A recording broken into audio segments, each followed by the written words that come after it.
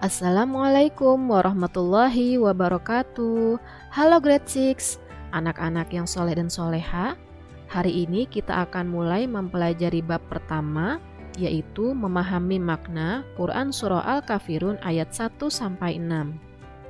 Surah Al-Kafirun artinya orang-orang kafir. Surah ini adalah surah yang ke-109 yang terdiri dari 6 ayat dan termasuk golongan surah Makkiyah karena diturunkan di kota Mekah. Sebab turunnya Quran Surah Al-Kafirun. Dengarkan baik-baik ya guys.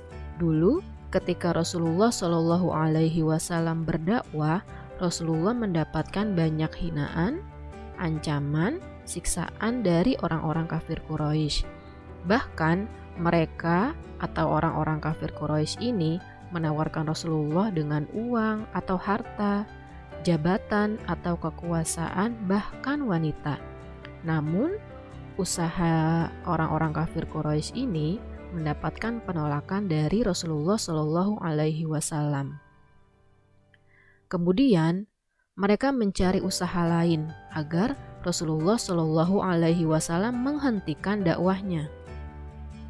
Akhirnya, mereka menawarkan kepada Rasulullah Shallallahu Alaihi Wasallam agar Rasulullah Shallallahu Alaihi Wasallam menyembah berhala selama 1 tahun. Begitupun sebaliknya, mereka atau orang-orang kafir Quraisy akan menyembah Allah selama 1 tahun juga. Atau dapat dikatakan saling menyembah Tuhan satu sama lain. Nah, karena sebab inilah Allah menurunkan wahyu Quran Surah Al-Kafirun ayat 1-6. Berikut adalah ayat dari Quran Surah Al-Kafirun ayat 1-6. Kita baca bersama-sama ya guys. A'udzu billahi minasyaitonir rajim. Bismillahirrahmanirrahim. Qul ya ayyuhal kafirun. Artinya, katakanlah Muhammad, wahai orang-orang kafir, la a'budu ma ta'budun. Aku tidak akan menyembah apa yang kamu sembah. Wala antum 'abiduna ma a'bud. Dan kamu bukan penyembah apa yang aku sembah. Wala ana 'abidum ma 'abadtum. Dan aku tidak pernah menjadi penyembah apa yang kamu sembah. Wala antum 'abiduna ma a'bud. Dan kamu tidak pernah pula menjadi penyembah apa yang aku sembah. Lakum dinukum waliyadin. Untukku agamaku dan untukmu agamamu. Jika kalian perhatikan, beberapa ayat di Quran Surah Al-Kafirun ini ada yang disebutkan berulang-ulang. Ini memberikan makna bahwa Allah Subhanahu wa Ta'ala ingin memberikan penegasan kepada orang-orang kafir bahwa tidak boleh mencampur adukan akidah atau keyakinan atau dalam hal menyembah Tuhan yang Maha Esa. Maka di akhir Quran Surah Al-Kafirun ini ditutup dengan kalimat lakum dinukum waliyadin, untukku agamaku dan untukmu agamamu. Artinya, kita memiliki Tuhan yang berbeda, jadi tidak boleh dicampur adukan dalam hal menyembah Tuhan yang Maha Esa. Berikut ini adalah isi kandungan Quran Surah Al-Kafirun. Yang pertama, mengajarkan kita tentang cara bersikap menghadapi perbedaan keyakinan beragama. Yang kedua, penegasan larangan mencampur adukan akidah atau keyakinan atau kepercayaan dan keimanan Islam dengan ajaran agama lain. Yang terakhir, toleransi dalam hal menghormati ajaran agama dan kepercayaan masing-masing. Secara garis besar, isi kandungan Quran Surah Al-Kafirun adalah tentang toleransi beragama, baik sesama agama ataupun antar agama. Di dalam Islam, toleransi disebut dengan tasamuh. Toleransi artinya sikap saling menghargai atau menghormati setiap tindakan yang dilakukan oleh orang lain.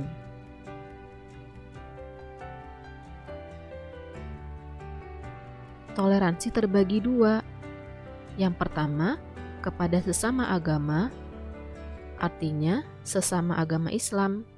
Yang kedua, kepada antar agama, yaitu antara agama Islam dengan agama selain Islam. Kepada sesama agama, kita diperbolehkan saling toleransi dalam hal ibadah dan muamalah. Kalau dengan antar agama, kita hanya diperbolehkan bertoleransi dalam hal muamalah saja, tidak dalam hal ibadah.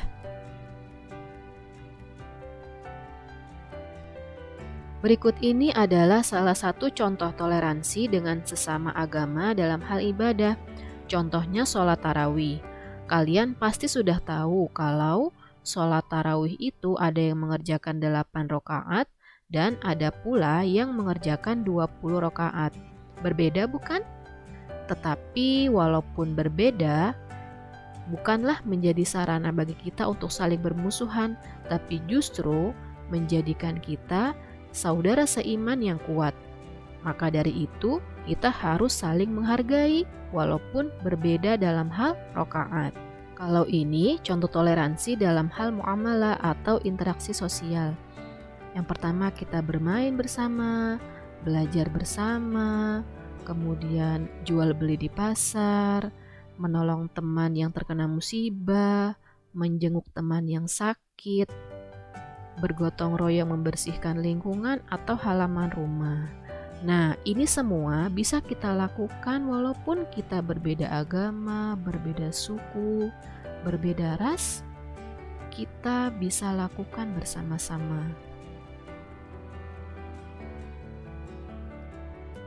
Kembali ke cerita yang tadi guys, bahwa dalam hal menyembah Tuhan yang Maha Esa atau Allah Subhanahu wa Ta'ala tidak boleh dicampur adukan seperti penawaran yang dilakukan oleh orang-orang kafir. Toleransi juga tidak diperbolehkan jika melanggar aturan agama. Misalnya, kita toleransi dalam hal kejahatan atau keburukan. Contohnya, ketika kita melihat teman yang mencontek, kita justru membiarkannya, tidak menegurnya. Nah, itulah perbuatan yang salah. Yang kedua, seperti halnya yang dilakukan oleh orang-orang kafir tadi, kita tidak boleh mengorbankan keyakinan dan keimanan kita, karena hal tersebut dilarang dalam agama Islam. Dan kita juga tidak boleh memaksakan orang-orang yang beragama selain agama Islam untuk masuk ke dalam agama kita atau agama Islam. Karena Allah Subhanahu wa Ta'ala berfirman, La ikraha fiddin qad tabayyana ar-rusydu minal ghayy. Tidak ada paksaan dalam memeluk agama, sungguh telah jelas antara kebenaran dan kesesatan.